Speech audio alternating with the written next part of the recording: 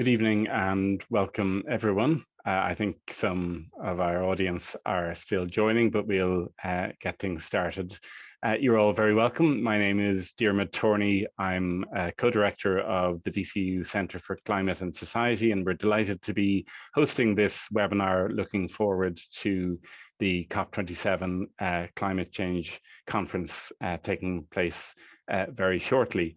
We have an excellent set of speakers, and I'm very much looking forward, as I'm sure you are, to hearing their reflections and anticipations of what to expect from COP27. We have speakers from various sectors, policy making, academia, civil society, and business.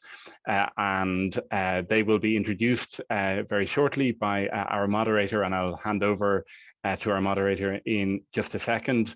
But before doing so, I just wanted to make a couple of housekeeping announcements. The first is that the webinar is being recorded and will be shared afterwards on the Centre for Climate and Society YouTube channel. The other announcement is around questions. So we have enabled the Q&A function on Zoom. So if you'd like to ask questions of any of our expert panel during the course of the webinar, please use the Q&A button at the bottom of your screen. As well as being able to add your own questions, you're able to upvote other questions. So that'll give us a sense of the most popular questions. So please use the Q&A function rather than the chat box to record any questions you want to ask of the panelists. So with that, I'd like to hand over to our moderator. I'm very grateful that Kevin O'Sullivan from the Irish Times, the environment editor at the Irish Times, agreed to moderate this discussion. Kevin himself is going to be going to COP27 and has a keen interest and has attended previous COP sessions, so he's very well placed to moderate the discussion this evening. So Kevin, thanks very much for joining us. I'll hand over to you to lead things from here and introduce our speakers. Thanks a million, Diarmuid, and welcome all to this webinar, which is, as Diarmuid has flagged, is focusing on COP27 and asking the big question, will it be marked by global solidarity or stagnation? In one sense, this was supposed to be a low-key COP after the big hype around Glasgow last year and all that talk about being the last chance saloon. But events have changed all that, I think it's fair to say, and we are having an appalling year as far as climate disruption is concerned. Droughts, floods, record temperatures, and the spectre of starvation and famine in many climate vulnerable countries that are being subjected to really awful climate shocks. Meanwhile, wealthy countries have not increased ambition sufficiently in their nationally determined contributions. And that's been confirmed by a whole series of reports in the last 24 hours, which have sent really strong signals in terms of what needs to be done. And on top of all that, we have an energy crisis, and that's going to prolong the use of polluting fossil fuels. I think that's fair to say. And that's adding up to a terrible distraction when scale up of climate action needs to happen. And these reports that have come out, I think it's fair to sum up them as saying that we're facing into a 2.5 degree world this century because of accelerating global warming, which is not very reassuring to say the least. So there's much to do with great urgency, and coordinated action by countries needs to be ratcheted up. And also on top of that, and we'll hopefully get to this during our session today, there's a lot of unfinished business arising from Glasgow, most notably on loss and damage in supporting those developing countries who are least responsible for global overheating. And I think it's fair to say also that we need to go beyond mere dialogue on that particular issue. And also, I have to underline, I think that this is an African COP and it's being held by an autocratic country in that continent, which and that particular country, Egypt, has a bad human rights record, which is not helpful in terms of having a really meaningful climate conversation.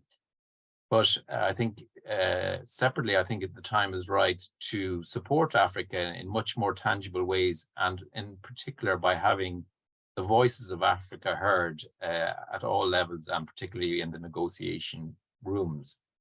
Industrialized nations of the North have contributed most to the carbon toll on the planet. Inequalities exacerbated by the climate crisis cannot be fairly addressed without having the frontline communities experiencing its worst impacts in the room. And I think it's clear that people in the global South continue to bear the brunt of the climate crisis, with their experiences and perspectives ignored too often. So in climate discussions and negotiations, it is vital that the concerns of civil society, young people, climate vulnerable countries, and indigenous communities are center stage. I think that COP27 will have to ensure that this happens if it is to generate a meaningful outcome. So I'm delighted to say today we're joined by a panel of speakers who provide great insight on all of these issues. And clearly a lot of this is going to arise in Sharm el-Sheikh. Just to remind you again that questions can be asked through the chat function, and we hopefully will have a good mix of questions to put and to consider it in the second half of the webinar. So just to introduce our panel, we have 4 speakers today. Dr. Sinead Walsh, who has been Climate Director at the Department of Foreign Affairs since 2020. Prior to this, she served as the EU Ambassador to South Sudan and Irish Ambassador to Sierra Leone and Liberia before joining the government. Sinead spent 10 years in the NGO sector, predominantly with Concern Worldwide, and she's worked in India, Pakistan, Rwanda, and South Sudan, as well as being a presence in terms of global advocacy. Sadhbh O'Neill is a PhD candidate at UCD School of Politics and International Relations, and she is researching climate ethics and carbon trading. Previous to this, she's had positions as a lecturer and researcher at DCU and UCD, and she's well known as the policy coordinator for Stop Climate Chaos, which is a coalition of civil society organizations that advocates for climate action. And I can't not say that she is a new climate columnist with the Irish Times, appearing every month, and that appears on the 4th Thursday of every month on the Science page, and it's a really significant addition to our coverage. The third speaker is Ross Fitzpatrick, a policy and advocacy officer at Christian Aid Ireland. He contributes in particular to its work on climate and economic justice, focusing on issues such as human rights, corporate accountability, and tax avoidance. He previously worked as a researcher with the Institute of International and European Affairs and as a human rights advisor at the Permanent Mission of Ireland to the UN. And our 4th speaker is Aoife Connaughton. She's director of Deloitte's Climate and Sustainability Practice, and her team works closely with Deloitte's clients to help them develop and implement strategies to ensure they understand their climate risks and to help them define and reach their sustainability objectives. So I would like now to formally welcome the panel, and if I could ask Sinead first. It is anticipated that 4 main issues will dominate COP27: climate finance, loss and damage, adaptation, and increased ambition. So perhaps you could briefly outline Ireland's position under each of those headings. Sure, Kevin. Really nice to be here.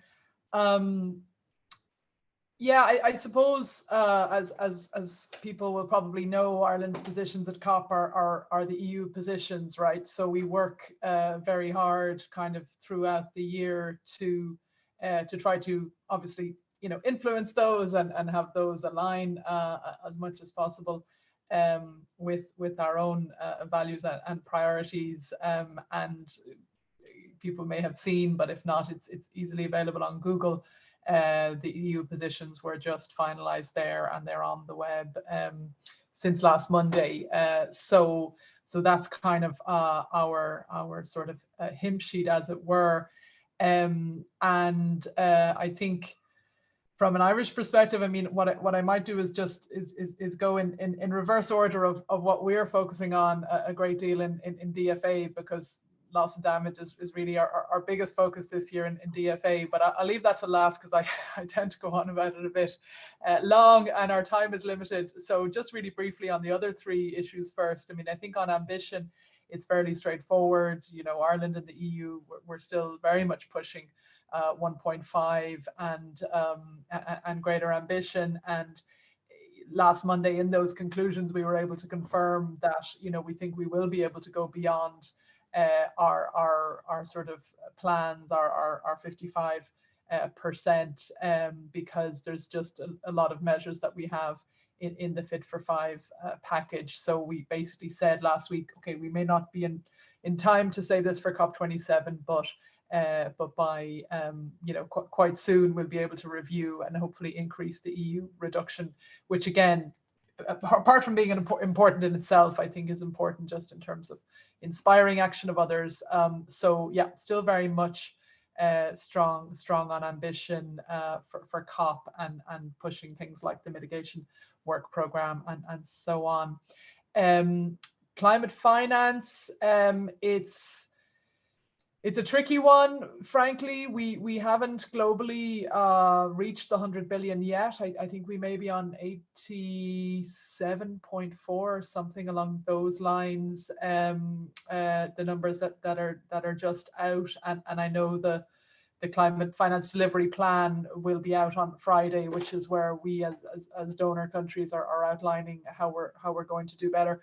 I'm glad to say on the Irish front, we are you know, well on track. People may know that we released the cabinet approved climate finance roadmap in July, and that sets out how we're going to essentially more than double our climate finance by 2025. So we're on a good track there, and that's very much a roadmap that talks about our work on adaptation in the poorest countries, but also brings in some kind of newer areas for us, particularly around biodiversity.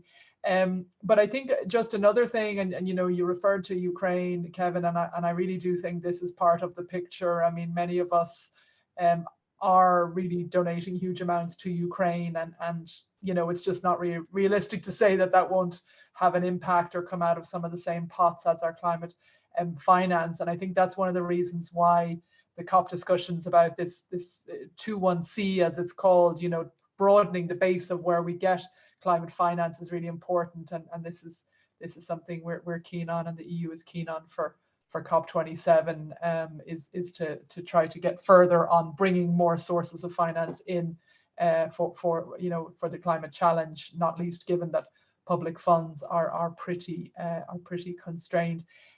Really quickly on adaptation, you know, I think we're very involved in something called the Champions Group on Adaptation, a group of kind of a lot of the main donors, about 12 donors that Ireland co-founded, and really we're pushing for that doubling of adaptation finance that was agreed at COP26. And you know, as I say, Ireland is more than doubling at the moment. So a lot of what we're doing is then looking outside ourselves and saying, okay, what about particularly the multilateral development banks? You know, can they and should they be doing more? And we believe they should on adaptation. And we are all stakeholders and board members and so on of these banks. So, and I suppose, Kevin, I mean, that points as well to the fact that, and I'm sure others will come on to this as well, like, this COP in Sharm el-Sheikh, there aren't that many, it's not like Glasgow, there aren't that many work programs that are finishing. So it is a bit of an interim COP in some ways. And so it's an opportunity for us maybe to push for some of these more out of the negotiation room commitments than just focusing on, you know, the text of the negotiations all the time. So I think that's something that we'll be doing, including with the Champions Group on adaptation. And then finally, because I knew if I started with it, I would take up all my few minutes on loss and damage. Just a few small comments on loss and damage. I'm sure we'll come back to it later on as well. Enormous priority for Ireland and for us in DFA. We have a colleague pretty much full-time on the EU team on loss and damage. We've been convening you know, groups of youth and indigenous people and SIDS and LDCs and all sorts of people to try to get different voices in to influence the EU position. The EU position has evolved, is evolving, and we've expressed our openness to having this on the agenda at COP, and to try to, you know, kind of move forward on financing. And we can, I'm sure we'll come back to this later on as well. I mean, the devil in many ways is in the detail, but I suppose maybe the last thing I'll say on this is that for now, because I'm sure we'll come back to it, is that there is no one silver bullet that's going to sort out loss and damage. You know, you've got your Pakistan disasters, you've got slow onset disasters like sea level rise, you know, you have the Horn of Africa drought, you have so many different kinds of losses and damages. You've got the economic ones, the non-economic ones, culture, heritage, you know, I could go on. And I suppose the point is, we are very keen as Ireland, and I think as the EU, to be doing more on financing loss and damage, but we don't think that there's one simple, you know, thing that we can come up with at COP27 that's going to sort of sort that out. And so we think it will need some more discussions, particularly within the Glasgow dialogue. But anyway, I'm sure I've spoken more than enough, so I might come back to loss and damage later on. Well, thank you. That's a great tee up of a whole variety of issues. And we'll come back to loss and damage as well. I think it merits that. So if I could ask Sadhbh then, and I know you're a regular observer at close hand of COPs, but this year in particular, there are preparations beginning for a global stocktake due to be carried out in 2023 and beyond. And I just wonder, obviously that's assessing progress towards fulfilling the Paris Agreement, but what do you expect to come out of that? Is it significant? And will it add to momentum in terms of climate action? Well, I sincerely hope that it does add to the momentum. The bunch of reports that you referred to earlier that have been released this week in advance of the COP are really pointing to the fact that we're heading towards catastrophe. And the messages coming from the various UN agencies are stronger than ever. That the current NDCs, the current commitments by individual parties to the Paris Agreement are not sufficient for us to remain below even 2 degrees, never mind 1.5. And because emissions are still increasing, we only saw a small dip due to the COVID pandemic and the lockdowns. There's been a big rebound in emissions. Because of that, the window of opportunity is even narrower, and it's really testing the bounds of political feasibility as to whether 1.5 degrees is achievable without drastic cuts by developed countries. And the reason I mention that is because the global stocktake is more of a slow-moving process. It's designed to check on progress implementing all of the Paris Agreement and not just the emission reduction aspects of it. So in terms of it providing that kind of oversight and scrutiny of the NDCs and the lack of progress, I'm not really optimistic, certainly not for this COP, because the stocktake is really just beginning now, and it will conclude next year. But I'm not optimistic that we're going to hear some kind of strong messages from the COP that, you know, the NDCs aren't good enough and you know, this is the plan of action. We don't tend to get that from the COP. The COP is kind of multiple overlapping and intersecting work programs, essentially, implementing, following up on various commitments and COP decisions from previous years, including the Kyoto Protocol and even the Framework Convention. So it's a very complex process. And even though the focus of attention will be on, you know, what is the UN going to do about climate change when everybody meets in Egypt, the reality is that I think the public's expectations are likely to be dashed. But I might just mention a couple of points about some of those reports and what they're recommending, what needs to happen. The UNEP, United Nations Environment Programme, every year in advance of the COP produce what they call an emissions gap report. And that looks at the commitments by countries and whether all of that, when added together, is sufficient to achieve the 1.5 or 2 degree targets set out in the Paris Agreement. And this year, they've highlighted that countries are, surprise, surprise, off track to achieve even the current NDCs. and that even with additional commitments, it's very likely that we're looking at warming of 2.8 degrees, unfortunately. So the call from them is that incremental change is no longer an option, and that countries really, even countries that have submitted updated NDCs, need to go back and update them again. So the emissions gap is very significant as a percentage of global emissions. We should be looking at reducing emissions by up to 23 gigatons by 2030, and we're absolutely not on track to do that. It's worth highlighting as well that the EU is included in this, because notwithstanding all the challenges with Ukraine, the EU's ambition doesn't tend to get ramped up quickly either. It's difficult to negotiate new commitments amongst the 27 member states, and then countries often don't follow through on their commitments. Ireland, for example, we're unlikely to meet our own carbon budget for the first period by 2025, and we may not achieve our 51% emission reduction target by 2030, never mind a 55% EU target. So the reality is that we need to strengthen national emission reduction targets, and that's going to really require much bolder measures than anything that's been proposed to date. And they include in the UNEP report some measures that would strengthen the national and also the subnational plans, because even though the focus is on countries, the reality is, as we all know, is that private sector, local authorities, cities, and even regional entities have a very important role to play, along with other UN agencies and international bodies. So I suppose just to conclude on that, in terms of ambition, one of the things that was quite striking about Glasgow is that there was a number of important sort of parallel initiatives that came out of that, statements, declarations in relation to methane, in relation to deforestation, and the establishment of groups that were, of countries that were committed to climate finance goals, and also getting beyond oil and gas. So in relation to the methane pledge, this is particularly significant because the EU is very much leading that with the United States. But the EU is not on track to achieving that 30% reduction in methane by 2030.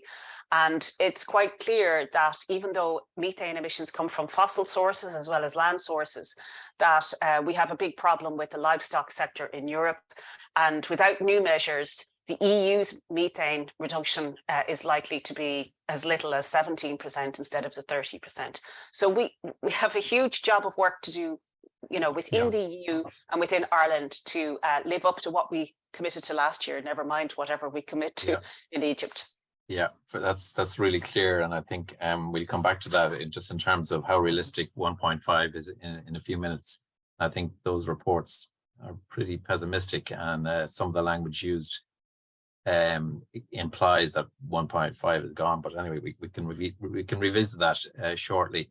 So if I could turn to Ross then, and I am very conscious that Sinead works with communities around the world, and in particular in Africa, and those that are most impacted by the climate crisis. But what is your organization hoping will come out of COP27, and in particular with that African perspective? Thanks very much, Kevin, and it's great to be here. So as a development organization, Sinead sees the impact that climate change is having around the world, and it's a profoundly unequal process. Many of the world's poorest communities are facing increased levels of flooding, drought, and heat waves. I think it was previously mentioned that the World Food Programme has estimated that 36 million people are at risk of starvation in the Horn of Africa due to the ongoing drought, which has been exacerbated by the climate crisis. And we know that the poorest half of the world, or over 3.5 billion people, are responsible for just 10% of historic carbon emissions. But these are the ones that are disproportionately impacted by the impacts of the crisis. So that's the essential context for this COP. The rich emitting countries like Ireland have a responsibility to step up and meet this ecological debt. Sinead, along with the partners we work with on the ground, are calling for the voices and demands of those on the front lines of the crisis to be heard clearly at COP27. And this means concrete action reflecting the seriousness of the situation we're in needs to be delivered without further delay. So from our perspective, this translates into three main asks. First of all, we need to get our emissions down as quickly as possible if we're to keep to the crucial target of 1.5 degrees warming. Current plans, including Ireland, still have us on course for somewhere around 2.5 degrees warming, as the recent UNEP emissions gap report confirmed, and this would risk sending us beyond tipping points. We also know that Ireland's one of the highest emitters per capita in the EU, and our commitment to half emissions by 2030, while ambitious, falls short of our fair share of the global effort needed. But it is encouraging to hear from Sinead that there may be scope to go beyond that at the EU level. Our second ask is that we need to step up and provide the financial support that has already been promised to developing countries. So at COP15 in Copenhagen in 2009, and again in Paris in 2015, wealthy countries pledged to provide 100 billion per year in financial support to developing countries in their climate action efforts. A decade later, and this target still hasn't been met. And we know that from the OECD data that only around 83 billion or 87 billion has been provided in 2020. The vast majority of this funding was in loans, so further adding to the unsustainable debt burdens. Ireland's contribution to this global effort has been commendable in terms of quality. So in other words, our climate finance is provided on a grant basis, and there is a strong focus on adaptation, as Sinead has mentioned already. However, the story is less positive in terms of quantity. Despite the pledge made by Taoiseach Micheál Martin at COP26 to increase Ireland's contributions to 225 million per year by 2025, Ireland's climate finance contributions have plateaued at just over 90 million in recent years, and in fact, fell by around 5 million in 2020, the year for which we have the latest figures. Crucially, however, current academic estimates of our actual fair share of the global target puts us at a figure of somewhere around 545 million per year. So on this basis, we're actually providing less than a fifth of our fair share and failing on a key global justice component of the Paris Agreement. Finally, and it's been mentioned already, we need to step up and address the issue of loss and damage, which I think it's fair to say will be the defining issue of COP27 for those countries already experiencing the worst impacts of the climate crisis. Amongst the plethora of policy issues which will be discussed in Sharm el-Sheikh over the course of the 2 weeks, I think there's no single other issue which better highlights the profound injustice at the heart of the climate crisis. As Sinead mentioned already, loss and damage is the consequence of climate change, impacts which can't be mitigated or adapted to.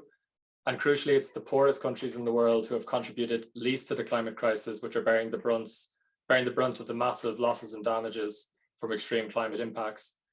Recently, the UN Secretary General Antonio Guterres described oil and gas companies' record profits as immoral and grotesque greed in his call for developed countries to tax their windfall profits to fund countries suffering loss and damage.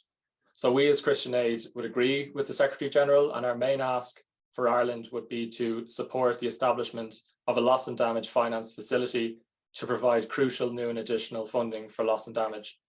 We're also calling on Minister Eamon Ryan to follow in the lead of Denmark and Scotland and commit to providing loss and damage finance as a sign of leadership and a signal of Ireland's commitment. Failure to take action on loss and damage not only undermines the UNFCCC process, but I think places those countries who continue to oppose it on the wrong side of history. This should be reason enough for Ireland and other rich countries to take action at COP27. So I hope that gives some insight or a glimpse into our ask, and I'll leave it there and hand back to you, Kevin. Yeah, that's really comprehensive. We might come back to the specific issue of Africa in a few minutes.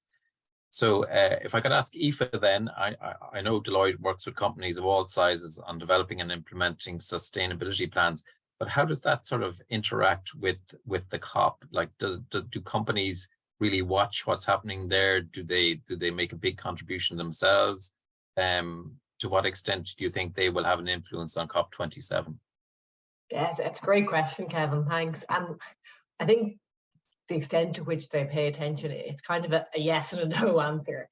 Yes, in terms of, that there's a lot of big global corporates, multinational organizations that are heavily engaged in the process, both kind of overtly but also behind the scenes. And I think that most of the activity really goes through their trade associations, and that's where the kind of positions are put forward. And you see a lot of, I think genuine advocacy, like several years ago, there was a stage where, people felt that actually, corporates were pushing governments and things like that, but, it swings and roundabouts. I think they, in terms of just overall corporate engagement on climate change, like there's been a genuine huge shift, I would say, in the last, 18 months, which is a long time coming, in that now, you don't go to a board meeting, or no strategy work doesn't involve climate in some way, shape or form, which is really, really welcome. But again, it's a long time coming, and then I suppose, different organizations tend to focus on areas that align most closely with their own mission. So like, Deloitte specifically, for example, for this year's COP, we're very focused around the skills needs to meet the just transition, and focusing specifically on the moral and the business case for increased ambition, and trying to actually model figures showing that there's actual logical, rational, financial sense, as well as the really clear moral sense, to go much further and to go much faster. But I think broadly speaking, the extent to which individual organizations engage still depends far too much on the individuals involved, like, so the personal conviction of a CEO, or the level of perceived risk that their particular industry that they're working in is under. And, you'd be lying if you'd said that most organizations are, like, in no way acting like their house is on fire. And, we're in the middle of this decade of action. We're constantly saying, like, if you actually look at what's required to do, and you take it within private organizations who are, supposedly, more agile, more better able to change, and where they can see, even potential commercial upsides from some of the opportunities, it's still glacially slow, and glaciers are probably melting quicker than some organizations are acting.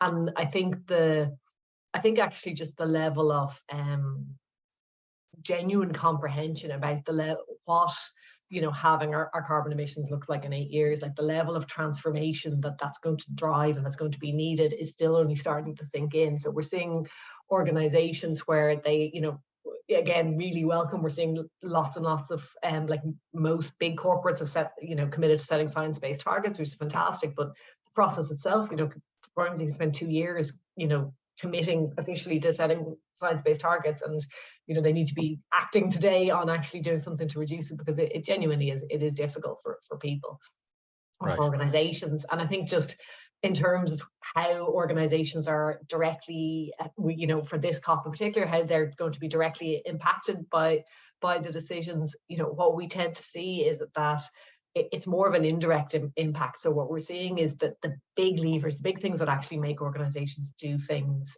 or say laggard organizations, rather than there are a lot of leader organizations in fairness, but the long tail of organizations, it's that kind of, probably two biggest things are probably that supply chain pressure. So, if you have someone like, Tesco and GSK both recently came out and said all of their suppliers have to set science-based targets, produce their plans, do their own scope 3 emission reduction plans, and have put really firm measures around it, you see that trickle down very, very quickly in through the supply chain. And things change very, very quickly when you have those really clear signals. So I think likewise, it's really welcome that things like CSRD and, there's a huge range of regulation coming down the line in the near term. And again, that seems to be genuinely mobilizing change. And so I think it's that kind of indirect impact. Yeah. But I don't think anyone's paying quite as much attention as we need them to. Well, at least that's a significant positive. I think it's a question of accelerating beyond that, and your account sort of is similar to the unevenness of NDCs in terms of performance and getting where we need to be. So it's interesting parallel. Just to remind our audience, if you have any questions, if you wouldn't mind putting them in the Q&A function, and we'll hopefully get around to them. So if I could ask, and maybe Sinead, you might come back on this, like the whole normal process of COP is very cumbersome and chaotic, and the whole negotiation process is incredibly technical, and it's a cumbersome process at the best times. But to what extent has Ukraine sort of derailed that process, or does that just happen anyway? Does it change the thinking? I know it has changed the thinking in terms of the shift to renewables in many ways in the big corporate world and in individual countries. But has that influenced the way the COP will go about its business next month in Sharm el-Sheikh? Yeah, to be honest, Kevin, I think that's still being worked out. Yeah. In real time. I mean, I think I think for, you know, the implications of Ukraine are obviously so enormous and include, you know, sort of African food security, you know, just I suppose add a real urgency to a lot of the needs that were already there. So I think we will see, you know, initiatives around sort of food and fertilizer and all that kind of stuff. And again, coming back to how this COP, now Glasgow also had a huge amount, as Sadhbh referred to, of sort of outside the tent activities. Right. And I think we'll see the same in Egypt, and partly kind of some of the outworkings of what's happened in Ukraine will come up there. I think what's going to be really important for us in the EU is how do we convince people, you know, within the dynamics, you know, that affect the negotiations, how do we convince people that despite, you know, a lot of unexpected kind of turbulence in terms of fossil fuel markets in 2022. Now we won't have emissions figures obviously for 2022 at COP, but how do we convince people that our commitment is still incredibly strong, and how, as you said, you know, we would hope to go even faster than we had planned and repower EU, right. And the fact that we have an emissions cap, so no, we can't just increase our emissions in the EU kind of willy-nilly. So I think that kind of dynamic for us is going to be really key as we try to obviously, you know, convince everybody that we need to increase ambition. We need to just guard against that, and that's one of the things that's been coming up in our discussions. That there's a lot of countries questioning that at the moment. Yeah, it's like reading the reports, say, over the last 36 hours, and Sadhbh, maybe you come in on this. Psychologically, it seems to be a very difficult position to be in, because like even looking at the commentary of Inger Anderson of the UNEP, she's sort of implying, look, we're not going to get to 1.5 and we just need to keep doing as best we can. But that's sending a very difficult message, isn't it? Like it's, you know, we're supposed to be gearing up for this, and yes, she's saying, well, we're not going to get there. Or is that being realistic? As other people have said, notably the Secretary General, every fraction of a degree matters. So in order to get to 1.5, you first have to get to, you have to start with the fractions and work towards that as a kind of as a political goal.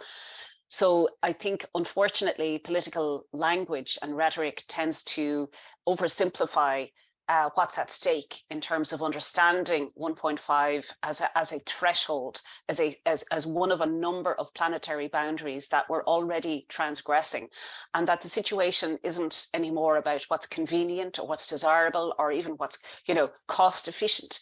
It's literally our planet is on fire. And so there is a question to my mind about the global governance arrangements, because even if there was an agreement at the COP, and I actually doubt that there would be, given the Paris Agreement doesn't mention fossil fuels, but it's clear to me that we should be looking at new legal instruments that really target what's at stake here. So, for example, introducing some kind of protocol to make the 30% methane pledge a legally binding commitment, making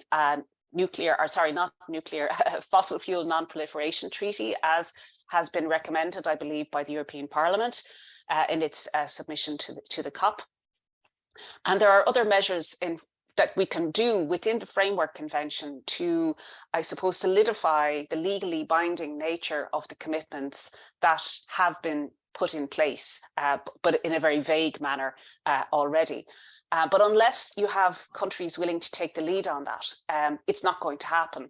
And so far, the leadership is all in a very kind of a voluntary kind of style, like, for example, the Beyond Oil and Gas Alliance and some of the other pledges. It's very much, come with us, do this, and then hopefully the big emitters will join in later. Are the big emitters, are they the ones that need to take the lead? Is it the big economic power blocs? Yeah. And in fact, at the press conference today of the UNEP emissions gap report, one of the journalists asked, well, is it really just a question of finance? Will we just not do a big financial transfer to the south and that'll kind of solve everything?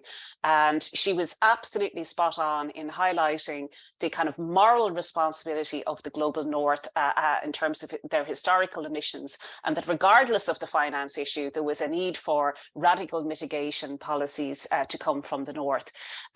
But the reality is that some of the countries that have offered to do that aren't actually implementing that, and countries that could be doing more aren't doing more. Right. And it's very easy to see now with what's happened in the Ukraine, a kind of a tendency to kind of retreat behind state borders, when we know that cooperation is key. Cooperation between North and South, cooperation between large emitters.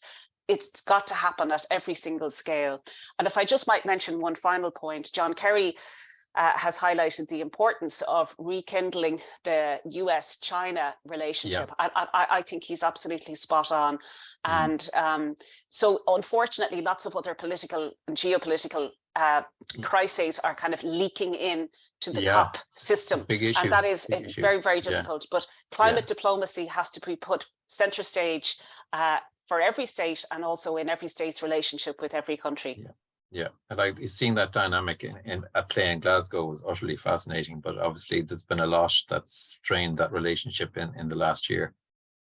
Maybe I could turn to you, Ross, just for a second in terms of the African perspective, looking in on all that, and yet they are living through the climate shocks of that are already there and suffering terribly. And I'm very conscious, obviously, of the situation in the Horn of Africa, where there's mass starvation and likely to be a famine. What do African countries want to come out of COP? Do they believe that something substantial can come out of COP?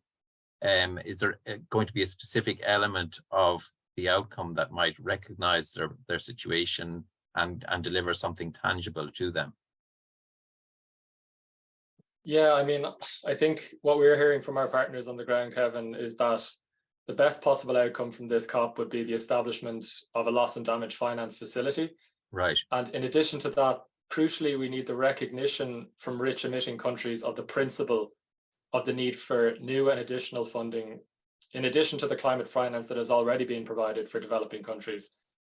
I think the problem with the framing of loss and damage as kind of climate reparations, if you like, has been untenable for many developed countries. There's a real fear that they'll be held liable for trillions of dollars, even as they struggle to meet their existing climate finance commitments. So, it's not being seen as a likely outcome of COP27, even though it's what developing countries are asking for. I think what we can hope, maybe expect in terms of a potential landing zone on loss and damage is something in the middle. The Alliance of Small Island States, for example, has drawn up plans for a loss and damage response fund, which is kind of an evolution of the facility proposed by developing countries last year. And it's crucial to say as well that the ask on loss and damage isn't new. It's been around since the 90s. I know that. And we have to kind of center that in the debate as well. Okay. So Sinead, what would be a good outcome on loss and damage, do you think, in terms of delivering something substantial?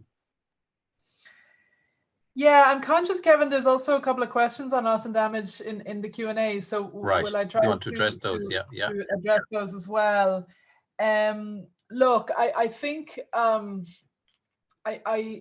do think that the issue of loss and damage is being oversimplified. I think there are, it is being presented as, fund good. Developing countries want fund, developed countries not sure about fund, and therefore aren't sympathetic. And I think it is, and you can take it from us because we spend a lot of our days talking about very little else, and we'd be very deep in these negotiations for quite a long time now. It is a lot more complicated than that, and developing countries acknowledge that there is no one view. I mean, I've sat down with the author of the paper on the fund that is being talked about and is referred to in the Q&A, And you know, and there are a lot of questions that are difficult to answer, and the reason for that is simply the enormity of the needs. So some of the countries that are calling out for loss and damage finance are middle income, small island developing states who have a fiscal space issue. Others are, you know, Somalia or Pakistan, who have an issue around recovering from disasters. Some countries, you know, some countries need quick money to recover from disasters, but they don't necessarily need recovery funds. There's so many different needs, and I suppose our concern in all of this is that you end up sort of going for something that's being perceived as a silver bullet, and you actually end up worse than where you were to start off with. So I see what you mean. Yeah. We thought that the Glasgow dialogue in June in Bonn was great. We thought there was great input from lots of different actors, and actually Ireland helped to try to bring in, you know, kind of development people, humanitarian people who are all working on loss and damage, but they may not use those terms, IFIs, you know, multilateral development banks and so on. And we tried to bring everybody together and say, okay, how do we break up this issue, and how do we come up with different solutions for different, you know, contexts? And I think that's the kind of work that we think the Glasgow dialogue should be able to finish, and that the creation of one fund is not the panacea that it's being portrayed as being. Yeah. And I think one other point, Kevin, which I think touches on a couple of the questions in the chat as well, but I think it's really important. We already have quite a few climate finance funds, and there are enormous complaints about them from a lot of the same people who are calling for a new fund on loss and damage. And one of the questions we haven't been able to get an answer to is, why do you think this will be different? Why do you think this will solve all your problems? You know, we've got to figure out the accessibility issues within things like the Green Climate Fund, which, by the way, is spending 30% of its finance on loss and damage already. That's their estimate, and that's also been verified independently. So we're you know, and it's not about trying to sort of weasel out of payments. And I think that's the thing that we need to be really strong about. I mean, you know, from an Irish perspective, from an EU perspective, we know the needs are really urgent and more needs to be done. Okay. The question is doing it well, and not doing it in a way that sounds good and nice, but doesn't actually solve the myriad of problems. So we need, what's being talked about, including with a lot of developing countries behind the scenes, is a mosaic of solutions, not one sort of strict solution. Okay, well, thank you for that. Could I ask Aoife what private sector expectation is out of COP? Is it just they're tuning in to see what the dynamic is, or is there tangible things that can come? Are there alliances that can be forged involving major corporations, do you think? Is there anything that can be done to drive momentum from that source? So I think, yeah, this is just my personal view, but I think that the two big things that most people in working, I suppose, in the climate space within corporations are looking at, one is actually the direction of travel. Like, are we going to see a significant ratcheting of the ambition? Because I think the challenge at the moment is, although, you know, we all know that the ambition is the bare minimum and is incredibly challenging to achieve, I don't think that the reality of how difficult it's going to be, and actually in a perverse way, if it was even more ambitious, it might make people think more transformatively about it, and actually have to really not keep on continuing as business as usual, which is a big genuine risk, I think. I think the other area where businesses get, or organizations get, a huge amount of value is, you know, any organizations that do have mature sustainability strategies or climate change strategies, they're nearly always fundamentally grounded in collaborations and working within ecosystems, and partnering with NGOs, with other organizations, with other kind of industry groups, because it really is the only effective way you address the systematic issues that are at play. So again, in that kind of you know, activity outside the tent, I think that is where a lot of the focus is, and where a lot of the you know, investment of time and thought leadership and just actual resources is going as well. So I think that's, you know, and that doesn't just happen at COP, it happens all the way through the year, but I think that's incredibly valued and important. And I think, it's somewhere where organizations can play a role in potentially accelerating the funding and really trying to use that as one of the ways they can drive more change. Very good. Could I ask any of you would like to comment on the issue of climate justice? I think the past year has probably seen a growing scenario of injustice, and also given where the COP is being held, is that going to be a problem in terms of raising the issues? Maybe Sadhbh, you might come in first on that.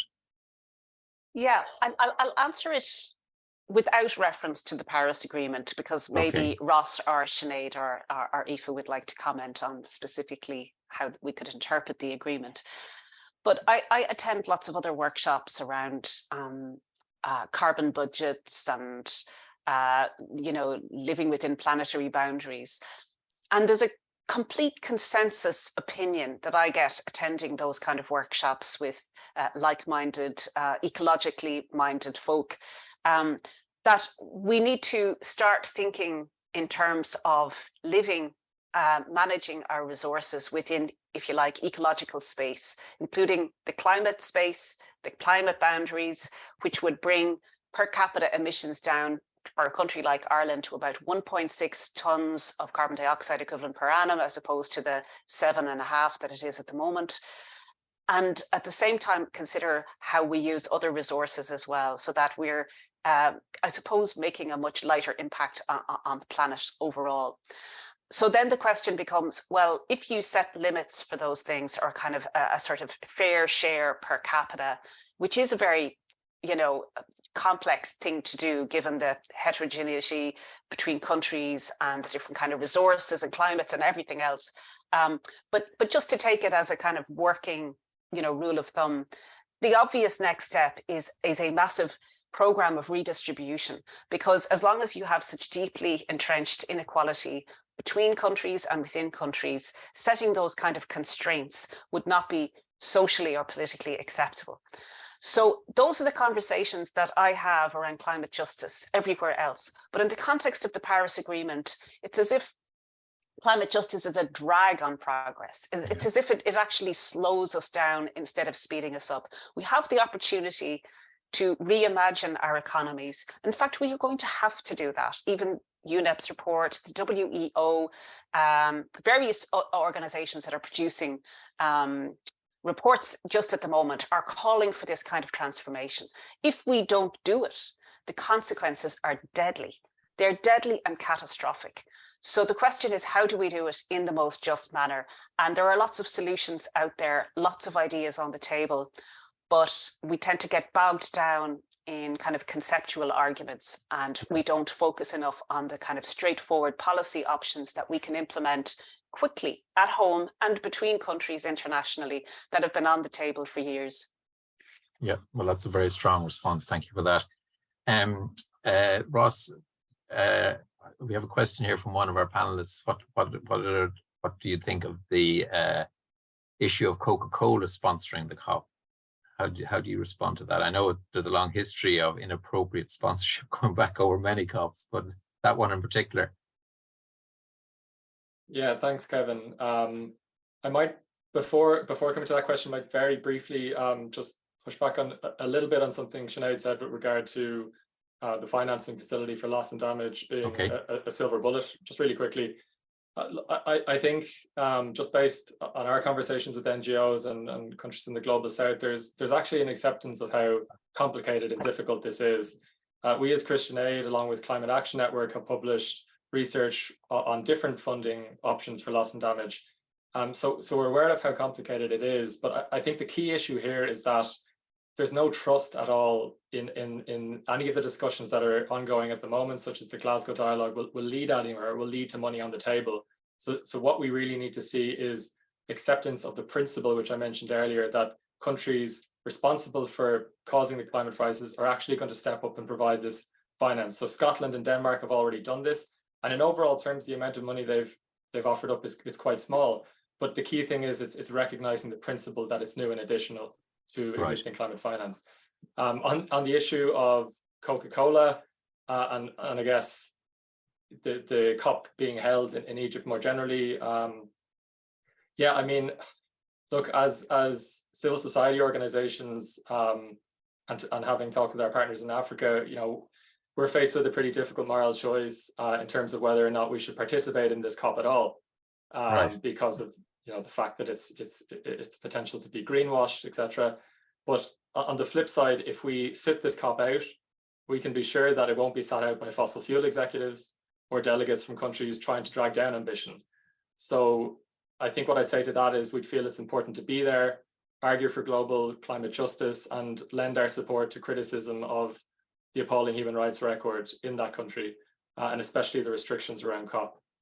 And the only other thing I'd say on human rights is that there definitely needs to be a space for civil society at COP to protest and draw attention to the inaction of governments to take meaningful action. And I think whilst delegates present in COP have a role, the Irish and international media needs to continue to shine a spotlight on the kind of wider context for these talks.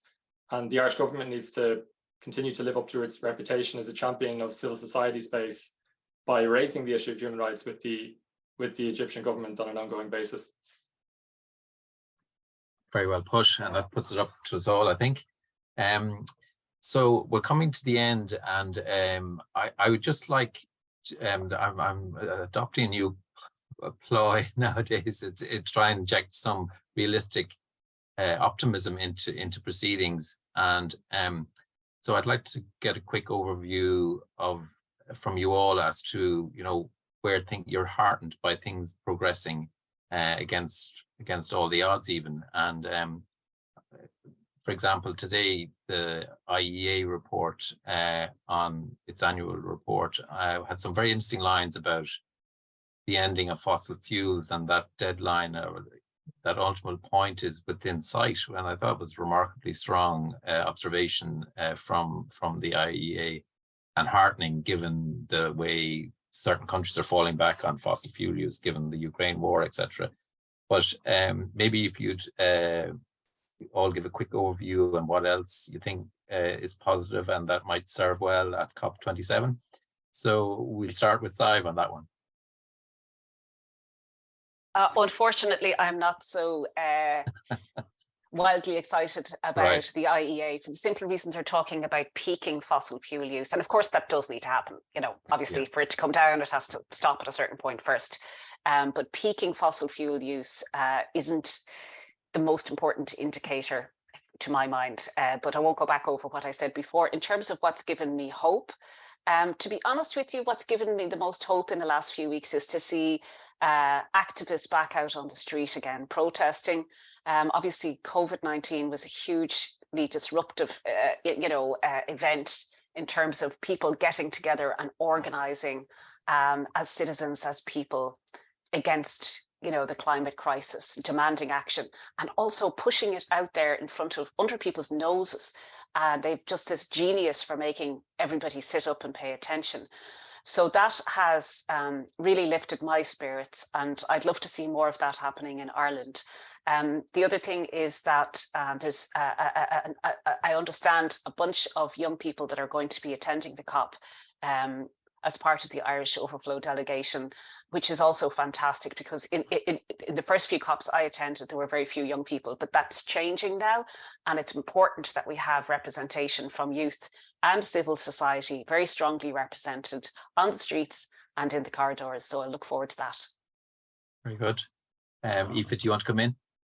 I think very quickly, the thing that gives me hope is actually seeing, and I was genuinely surprised by seeing the kind of the climate regulation, the mandatory risk reporting, actually shifting people's behaviours and attitudes, and actually bringing a different conversation to businesses through completely different stakeholders, and that happening really quickly. I always would have thought, it was the kind of Unilevers and Patagonias of the world that were going to change things, and it turns out it's probably the accountants, unfortunately. So it genuinely does give me hope.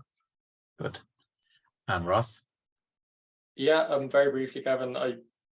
First thing, I'd agree wholeheartedly with Sadhbh. I mean, the energy of youth climate activists like Vanessa Nakate and Elizabeth Watuti, who are tireless in their advocacy, I think gives the rest of us hope and makes us all sit up and take notice. The second thing, I suppose, is that you know, there can be, you can very easily get despondent looking at these reports and realizing how much we're going in the wrong direction. But I think from an Irish perspective, one positive thing is that we know that there is overwhelming public support for Ireland to step up and be more ambitious in terms of our targets and providing finance and everything else. So I think that's, you know, that's something worth taking account of. Yeah, agreed. I think that's really clear, and that is heartening.